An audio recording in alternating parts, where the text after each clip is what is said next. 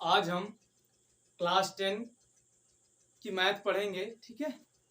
और इसमें का तीसरा चैप्टर, 2 चैप्टर में पढ़ा दिया था, आज तीसरे चैप्टर में पढ़ेंगे, ठीक है। और तीसरा चैप्टर जो है अच्छे से पढ़ेंगे। क्यों? क्योंकि इसमें से बहुत से क्वेश्चन कई बार पूछे गए हैं, तो अच्छे से पढ़िएगा। तो जैसा कि आप जानते हैं चैप्टर 3 में, चैप्टर का नाम क्या है? दो चर वाले रैखिक समीकरण, ठीक है। क्या है? दो चर वाले रैखिक समीकरण युग्म, ठीक है। यह है चैप्टर का नाम, दो चर वाले रैखिक समीकरण युग्म, ठीक। तो दो चर वाले, पहले चर क्या होता है?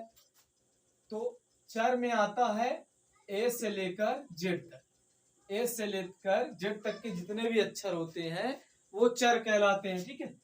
और इसी में आता है एक अचर पद। क्या आता है? अचर, ठीक है। तो अचर क्या होता है? अचर जो होता है एक से लेकर कुछ भी हो सकता है, ठीक है। एक से लेकर अनंत तक, मतलब कुछ भी हो सकता है, वो क्या आएगा? अचर पद में आएगा। और चर पद यानी ए से लेकर जेड तक में कोई भी अक्षर आएगा तो उसे हम बोलेंगे अचर, ठीक है। इसमें बस उसी के बारे में पढ़ना है, ठीक। तो दो चर वाले मतलब दो चर होंगे, ठीक है। अब देखो, दो चर में ये नहीं बोला कि समान होंगे कि असमान होंगे। तो दो चर में समान चर वाले भी हो सकते हैं और असमान चर वाले भी हो सकते हैं। जैसे एक समीकरण लिख दूं, x + y = 5। देखो इसमें ये भी चर है, क्योंकि a से लेकर z तक में आ रहा है, तो ये भी चर हो गया और y भी क्या हो गया? चर हो गया। तो ये दो क्या हो गए? चर हो गए। और किस प्रकार के? अलग अलग प्रकार के चर हो गए, ठीक है। तो अब ये तो बोला नहीं दो चर, इसमें बोला है खाली दो चर वाले, ना कि समान या अलग अलग, ठीक है। तो समान चर भी हो सकता है और असमान भी हो सकता है। अब इसी में बात करते हैं। देखो इसमें जो समीकरण है, रैखिक समीकरण, रैखिक का मतलब होता है जिसकी घात एक हो। जैसे x + y = कितना है? 5 है, ठीक है। कितना है? 5। तो समीकरण की रैखिक का मतलब होता है जिस समीकरण की घात अधिकतम कितनी हो? एक हो। कितनी हो? एक हो। जिस समीकरण की अधिकतम घात कितनी होती? एक होती, उसे रैखिक समीकरण बोलते हैं, ठीक है। तो देखो x की घात यहाँ पास कितनी है? एक है। y की घात भी यहाँ पास कितनी है? एक है।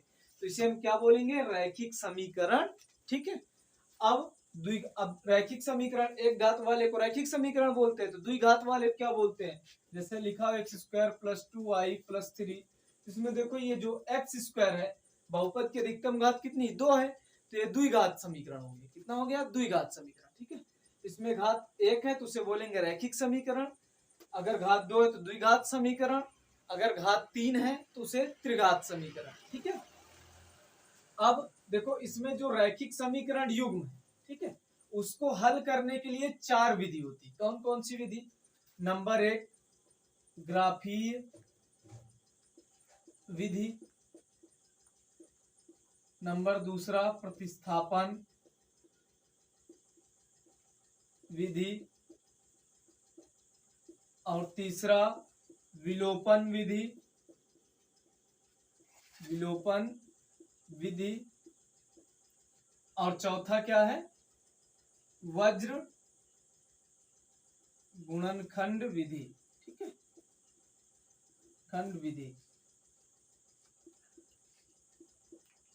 देखो आप लोग इसमें से 2 विधि पढ़ चुके हो। कक्षा 8 में ये विधि, ये दोनों विधियां कक्षा 8 है, कक्षा 8 क्लास में है, क्लास 8 में है, उसको आप पढ़ चुके हो अच्छे तरीके से। तो बस कुछ नहीं है, वही सेम इसमें भी है, अच्छे से पढ़ना है। तो सबसे पहले बात करते हैं हम ग्राफीय विधि की, ठीक है। ग्राफीय विधि के बारे में पढ़ते हैं। इससे पहले थोड़ा सा और भी कुछ जान लेते हैं, ठीक। जैसे मान लो कोई दो समीकरण दिया हो, x + y = 5 और x - y = 15। ये दो समीकरण आपको क्या हुए हैं? दिए हुए हैं। इसे मान लो नंबर 1 और इसे नंबर 2, मतलब समीकरण नंबर 1 और समीकरण नंबर 2, ठीक है। तो पहला समीकरण जो है, इसमें x के गुणांक को बोलते हैं क्या? a1 और y के गुणांक को b1, और जो अचर पद होता है उसको बोलते हैं क्या? c1। क्या बोलते हैं? c1। और दूसरे समीकरण में x के गुणांक को a2 और y के गुणांक को b2, और जो बराबर की उधर होता है उसको बोलते हैं अचर पद, क्या बोलते हैं, सी, ठीक है। लेकिन सी का मान जब इधर प्लस में इधर आता है माइनस में, तो मतलब बराबर की इधर आता है तब सी का मान लिया जाता है, ठीक है। इसको C2 बोले। तो कोई भी समीकरण अगर दो दिए रहे, उसमें पूछ ले कि रेखा जो है बताइए किस प्रकार की है, समपाती है, प्रतिच्छेदी है या समांतर है, तो इसके लिए शर्त होती है। अब कौन कौन सी शर्त होती है, एक तो होती है A1/A2 बराबर B1/B2, ठीक है। A1/A2 बराबर B1/B2 बराबर C1/C2, ठीक है। अगर ये कंडीशन मतलब A1/A2 बराबर B1/B2 बराबर C1/C2, तो रेखा कहलाती क्या, संपाती, क्या कहलाती है, संपाती रेखा, ठीक है। और पूछ ले कि संपाती रेखा के कितने हल होते हैं, तो बताओगे कि अनेक हल, कितने हल, अनेक हल, ठीक है। अब इसी में अगर A1/A2 does not equal B1/B2 हो जाए, तो उसको बोलते हैं क्या, प्रतिच्छेदी रेखा, क्या बोलते हैं, प्रतिच्छेदी रेखा, ठीक है। प्रतिच्छेदी रेखा का अद्वितीय हल होता है, ठीक है, अद्वितीय हल, प्रतिच्छेदी रेखा का अद्वितीय हल, ठीक। फिर आता है एक समांतर रेखा, क्या, समांतर। तो समांतर के लिए शर्त है A1/A2 बराबर B1/B2, लेकिन डज नॉट इक्वल C1/C2। मतलब A1/A2 तो बराबर रहेगा, A1/A2 बराबर रहेगा किसके, B1/B2 के, लेकिन C1/C2 के बराबर नहीं रहेगा। तो ये रेखा हो जाएगी क्या, समांतर, ठीक है। और समांतर रेखा का कोई हल नहीं होता, क्या होता है, कोई हल नहीं होता। अब थोड़ा ऐसे समझ लेते हैं कि संपाती रेखा होती क्या है। तो संपाती रेखा जैसे कोई एक रेखा है, इसी के ऊपर से कोई रेखा गुजर जाए, मतलब ये एक रेखा मान लो इसी के ऊपर से क्या हुई, गुजर गई, तो इसे क्या बोलेंगे, संपाती रेखा, ठीक है। इसके क्या हल होंगे, अनेक हल होंगे, कितने होंगे, अनेक हल, ठीक है। वो मैं लिख दिया हूं। जब ये शर्त होगी तो संपाती रेखा होगी। संपाती रेखा क्या होती है, जो एक के ऊपर से चली जाए, मतलब एक रेखा हो उसी के रूप ऊपर से क्या हो जाए, चली जाए, तो उसे बोलते हैं क्या, संपाती रेखा। फिर प्रतिच्छेदी रेखा, प्रतिच्छेदी रेखा क्या होती है, जैसे मान लो ये कोई एक रेखा हो, ठीक है, एक कोई रेखा हो और इसको कोई दूसरी रेखा किसी दूसरे बिंदु पर क्या कर दे, कट कर देती है, तो उसे बोलते हैं क्या, प्रतिच्छेदी रेखा, ठीक है। कोई एक रेखा हो, उसे कोई दूसरी रेखा किसी बिंदु पर क्या कर दे, कट कर दे, तो उसे बोलते हैं क्या, प्रतिच्छेदी रेखा। और ऐसी रेखा का कितने हल होते हैं, अद्वितीय हल होते हैं, कितने हल, अद्वितीय, ठीक है। फिर A1/A2 बराबर B1/B2 does not equal C1/C2, ये कंडीशन है किसकी, समांतर रेखा। और समांतर रेखा कैसे होती है, मान लो ये रेखा है और एक ये रेखा, ठीक है। जैसे आपने सड़क की पटरियां देखी होंगी, ठीक है, सड़क की पटरियां ऐसी होती हैं, बीच में सड़क, ये पटरी, ये पटरी। सड़क की पटरियां आपस में कभी नहीं मिलती, है ना, वही क्या होती है, एक दूसरे से आपस में क्या होती है, समांतर होती है। तो जैसे एक रेखा गई, इसी के समांतर हम एक और रेखा खींच दें, तो ये रेखाएं कभी भी सीधा खींचते चले जाओ, ये कभी भी एक दूसरे को टच नहीं करती है, ठीक है। तो इसलिए इसका क्या होता है, कोई हल नहीं होता, इसका कोई हल नहीं होता है, ठीक है। अब सबसे पहले देखेंगे ग्राफीय विधि, ठीक है, क्या देखेंगे, ग्राफीय विधि। तो सबसे पहले देखते हैं ग्राफीय विधि, और ग्राफीय विधि अच्छे से देखना, ठीक है, कैसे हल किया जाता है ग्राफीय विधि। ये आपको दो समीकरण दिए हुए हैं, ठीक है, और इसको ग्राफीय विधि से हल करके, ठीक है, बताना है कि रेखा संपाती है, समांतर है कि प्रतिच्छेदी रेखा है, ठीक है, बताना है। तो ग्राफीय विधि से करने के लिए सबसे पहले स्टेप बाय स्टेप चलना होगा। तो पहले यहाँ पास हम समीकरण 1 से देखते हैं, ठीक है, समीकरण 1 से। समीकरण 1 कितना है, x + 2y = 4, ठीक है। अब ये हो गया समीकरण 1। अब इसमें सबसे पहले हम x बराबर कितना रखेंगे, 0 रखेंगे, कितना रखेंगे, 0 रखेंगे। क्यों, कोई पूछ रहे सर 0 ही क्यों रख रहे हो, तो यहाँ पास आपके पास चतुर्थांश होता है, ठीक है, चतुर्थांश में ये 1 पॉइंट यहाँ पास 0 होता है, ये मूल बिंदु कहलाता है, ये 1 होता है, ये 2 होता है, ये 3 होता है, ये 4 होता है, इधर -1 -2, इधर भी -1 -2 -3 -4, और इधर +1 +2 +3 +4।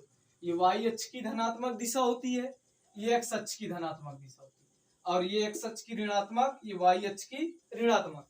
तो हम यहाँ पास 0 होता है, तो अगर हम x बराबर 0 रखेंगे तो हमको y का कुछ ना कुछ मान मिलेगा, ठीक है। फिर हम x बराबर चाहे तो 1 रखें तब भी y का कुछ मान मिलेगा। तो हम चतुर्थांश के, क्योंकि हमको ग्राफ बनाना है, तो ग्राफ बनाने के लिए हम सबसे पहले यहाँ पास चतुर्थांश में ग्राफ बनाएंगे चतुर्थांश के हिसाब से। तो चतुर्थांश 0 से शुरू होता है, मतलब मूल बिंदु 0 से, ठीक है।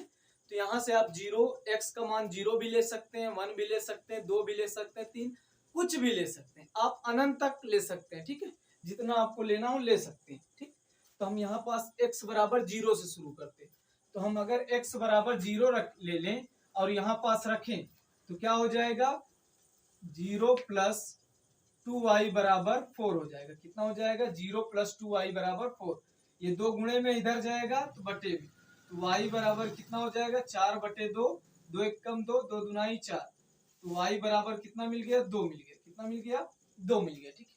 अब हमने एक बार x बराबर 0 लिया, अब हम एक बार y बराबर 0 ले रहे हैं, ठीक है। तो यहाँ पास लिखो, और यदि अब एक बार x बराबर 0 ले लियो, अब एक बार y बराबर 0 ले लियो, ठीक है।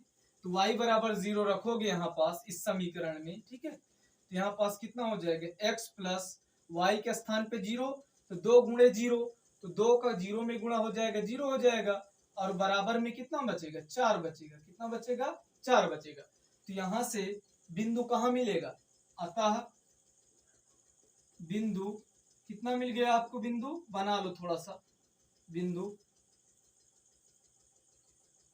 x और y, ये बॉक्स बन गया थोड़ा याद रखने के लिए, ठीक है। जब हमने x बराबर कितना रखा, 0 रखा, तो y बराबर कितना मिला था, 2 मिला, ठीक है।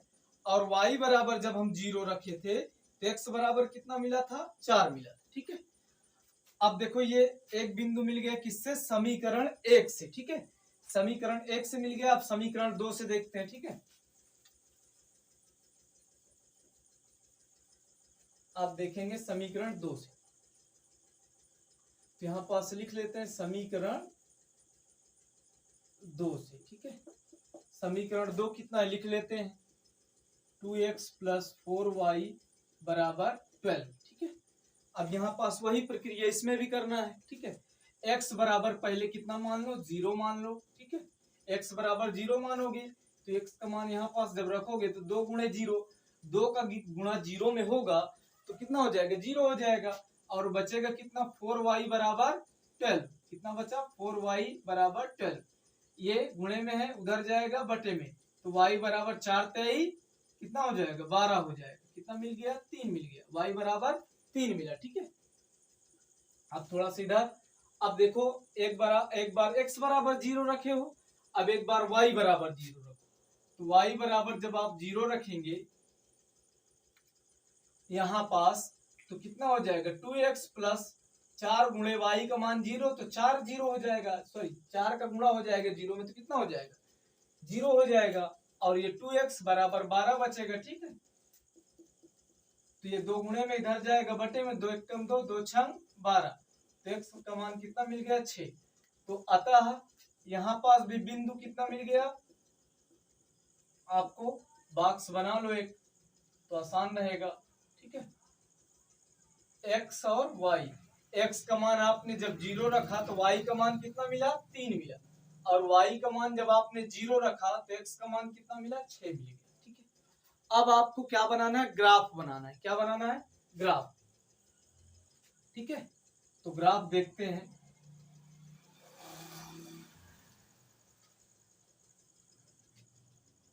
ग्राफ कुछ, ठीक है। तो ये आपका बन गया ग्राफ। अब ग्राफ में आपको पता है ये x अक्ष होता है, क्या होता है, ये x अक्ष होता है, और ये x अक्ष की ऋणात्मक दिशा होती है जिसको हम x डैश बोलते हैं, और ये क्या होता है, y अक्ष होता है। क्या होता है, y अक्ष, और नीचे क्या होता है वाई अक्ष की ऋणात्मक दिशा जिसको हम वाई डैश बोलते हैं। तो इधर जितने भी मान होंगे वो प्लस में होंगे, इधर जितने होंगे वो माइनस में होंगे, ठीक है। और उसी तरीके इधर जितने होंगे वो प्लस में होंगे, नीचे क्या होंगे माइनस में होंगे। तो यहाँ पास मान लो 1 होता है, यहाँ 2 होता है, यहाँ 3, यहाँ 4, यहाँ 5 और 6, इसी तरीके अनंत तक जाएगा। हमको बस जितना जरूरी है हम उतना ही लिखते हैं, ठीक है। अब इधर भी क्या में होगा +1 2 3 4 5 और यहाँ 6, ठीक है। इधर जितना होगा माइनस में होगा तो -1 -2 -3 -4 और -5, ठीक है। और इधर भी माइनस में होगा तो -1 -2 -3 -4 और -5। अब देखो मूल बिंदु जो होता है यहाँ, ये इसको हम मूल बिंदु बोलते हैं। जैसे हम यहाँ पास खड़े हैं तो यहाँ से चलना शुरू कर दें, मतलब जहां से हम चलना प्रारंभ कर दें उसे हम बोलते हैं क्या मूल बिंदु, ठीक है। जैसे हम यहाँ खड़े हैं, यहाँ से चलना प्रारंभ कर दें तो ये हमारा क्या हो जाएगा मूल बिंदु हो जाएगा, ठीक है। तो ये इसे हम बोलेंगे क्या मूल बिंदु। और मूल बिंदु का क्या होता है नियमांक 0,0 होता है। कितना होता है 0,0, ठीक है। अब देखो सबसे पहले हम समीकरण 1 देखेंगे। समीकरण 1 से हम 2 पॉइंट निकाले हैं। कैसे, जब एक बार ये होता है, देखो ये x का मान होता है हमेशा और इधर वाला हमेशा होता है y का मान। क्या होता है इधर वाला x का मान, इधर वाला y का मान, ठीक है। तो देखो हमने जब x बराबर 0 रखा तो x बराबर 0 कहाँ पास आया यहाँ पास, तो y बराबर कितना मिल गया आपको 2 मिल गया। कितना मिल गया 2 मिला, लगभग यहाँ पास 2 मिला है ना। और जब y बराबर आपने 0 रखा तो y बराबर 0 भी यहीं पास होगा है ना। तो और x बराबर कितना मिल गया 4 मिल गया। और देखो ये x अक्ष की धनात्मक है, यहाँ पास धन है तो धन वाली दिशा में जाना, यानी x बराबर 4 यहाँ पास मिले, ठीक है। तो अब क्या करें, इन दोनों रेखाओं को हम क्या कर दें मिला देते हैं, ठीक है। इसको हम क्या कर दें मिला दें, तो ये मिल गया, ठीक है। ये 2 और 4 मिल गया। कैसे, ये 2 4 कैसे ही होगा, फिर से एक बार देख लो। x बराबर 0 था तो 0 यहीं पास आएगा। y बराबर कितना मिला 2 मिला, तो देखो y बराबर 2, y अक्ष की क्या है धनात्मक दिशा है तो 2 यहीं पास मिलेगा, ठीक है। अब फिर y बराबर जब आपने 0 रखा तो 0 भी यही है, ठीक है। तो x बराबर कितना मिल गया 4 मिल गया, तो ये यहाँ पास मिल गया, ठीक है। तो हमने उसी पे एक रेखा खींच दी, तो ये समीकरण 1 से हो गया। अब समीकरण 2 से देखते हैं, ठीक है। अब क्या करें समीकरण 2 से देखते हैं। अब समीकरण 2 से थोड़ा देखो तो देखो x बराबर 0 यहीं पास मिलेगा, x बराबर 0 तो y बराबर कितना मिल गया 3 मिल गया। तो y बराबर 3 कहाँ पास है, ये यहाँ पास, ये यहाँ है ना।